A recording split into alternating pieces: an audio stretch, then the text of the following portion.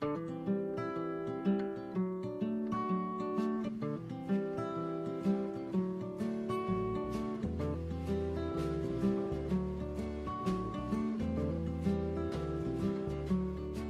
I'm in the woods, I know what to call you now. When I'm in the woods, I know what to call you now. Hey, my, woo. Hey, my, woo.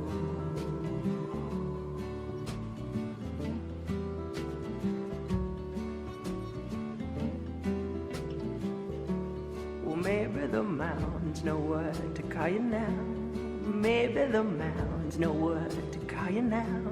Hey, my, whoa. Hey, my, whoa.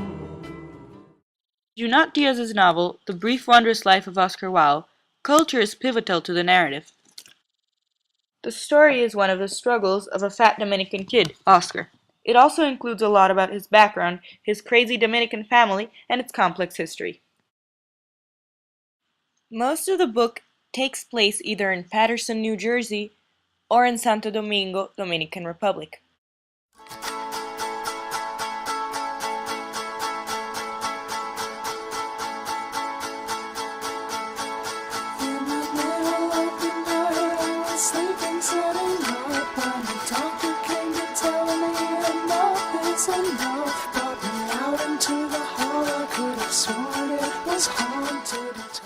Dominicanese is the Dominican way of speaking Spanish, interspersed with Dominican elements. It is the everyday life experience of the peasant's soul and wisdom, expressed with a rustic accent and with inland flavor.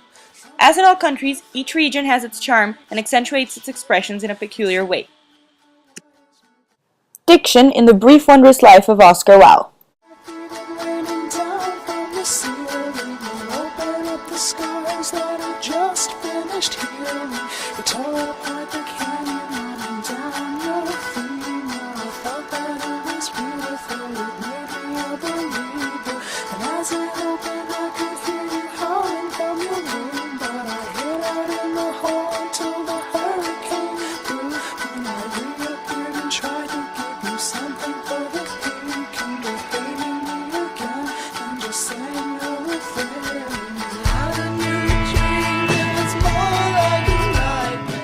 The characters in the book were raised in Dominican families, and their word choice reflects this.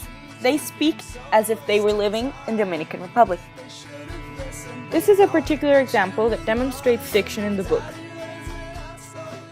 Well, I've been fooled, and I've fooled around. No sense to lie about where I'm bound. But once it's light and we're home, won't be no time to burn through the night. Throw me away, 10 shovels deep on Mother's Day. But once it's light and we're home, won't be no time to burn. Names in the fridge, gonna have to wait their turn.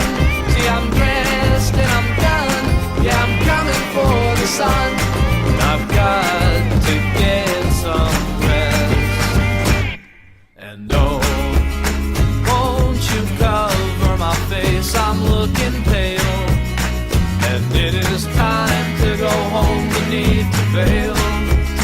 Mother feels so alone beneath the veil. She's so alone. You know I'm scared, scared straight to hell. Just hear my voice, no, I'm not well. But once it's light and we're home, won't be no time to burn.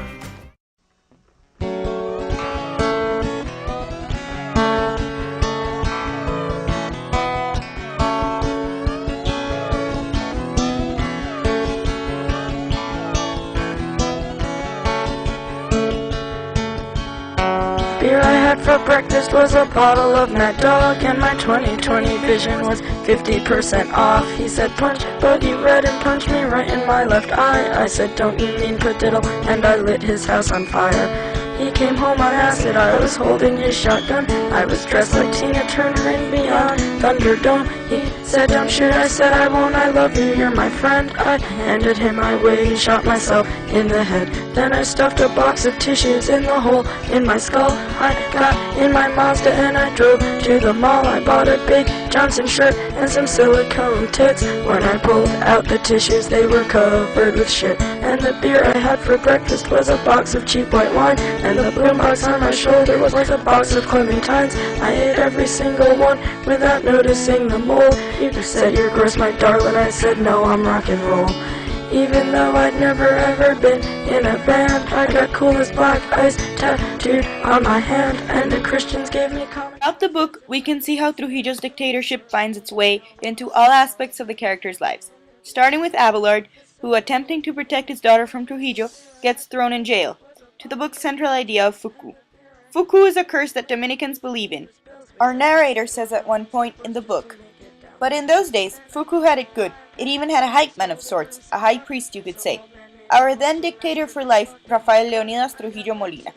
No one knows whether Trujillo was the curse's servant or its master, but it was clear he and it had an understanding, that them two was tight.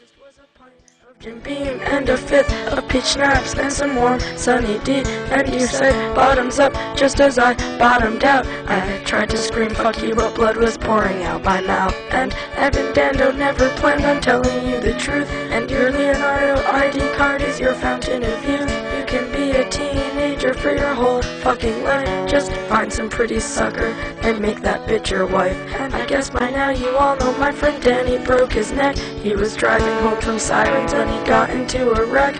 First I cried for him and then I cried for me, haunted by the ghost of the girl I used to be. But the rocks with holes are warm in my hands, and I bury my toes in the hot, hot sand. And the silver pink pony kisses me and says, come a long, long way, and you deserve to be really happy.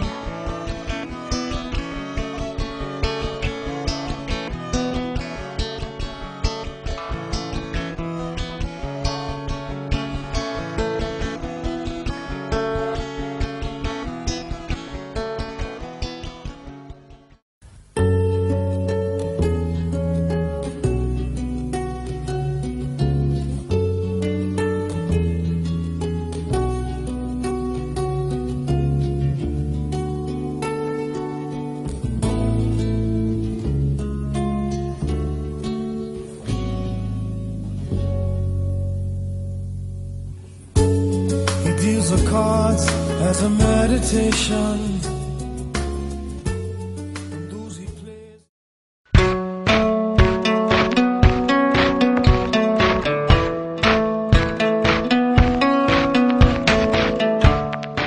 Because Oscar is raised in a Dominican family, there are certain expectations for men in this culture. Dominican men have a fame of being great womanizers. They are expected to behave like studs. Oscar, however, has absolutely no luck with the ladies, probably because he is fat and nerdy. Oscar is often made fun of his family and by other Dominicans, blamed for not being a real Dominican. He often asks the narrator, Junior, whether it's true that no Dominican has ever died virgin. We can see the anxiety and pressure Oscar feels as a Dominican male that is incompetent with the ladies. One passage in the book exemplifies this particularly well. 'Cause behind its door, there's nothing to keep my fingers warm, and all I find are souvenirs from better times. Before the gleam of your taillights fading leaves, to find yourself a better life.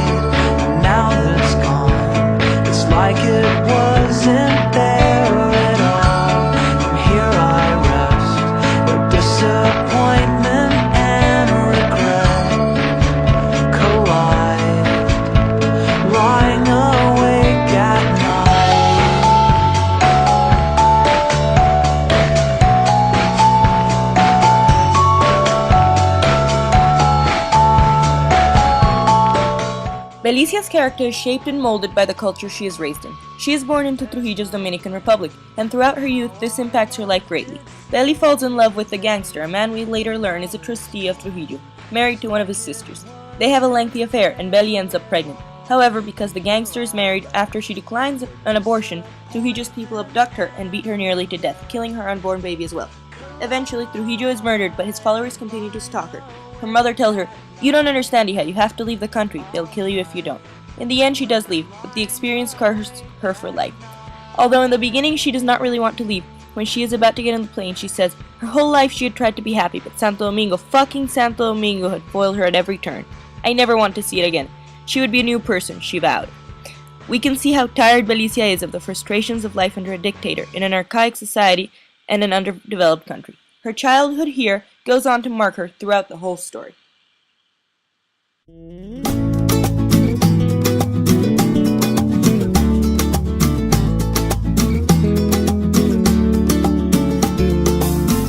¿Quién dice que no duelen las huellas en la arena?